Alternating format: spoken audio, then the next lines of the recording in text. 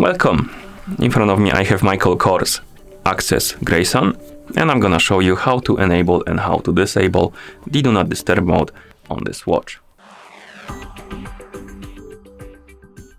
First, we need to wake up the screen on our watch. You can do it by pressing any of the buttons on your watch.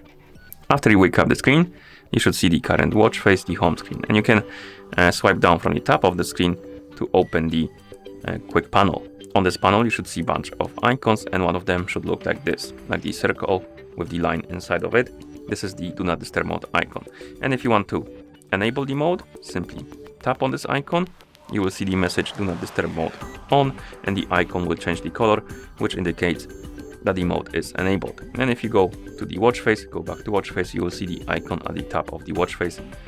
It's barely visible on this watch face. Maybe let's change the watch face for it, just to showcase this, like this. As you can see, you will see on the watch face Do Not Disturb mode icon, which also indicates that the mode is enabled. And if you want to disable the mode, simply repeat the steps. So wake up the screen, open the quick panel, tap on the icon, you will see the message Do Not Disturb mode off.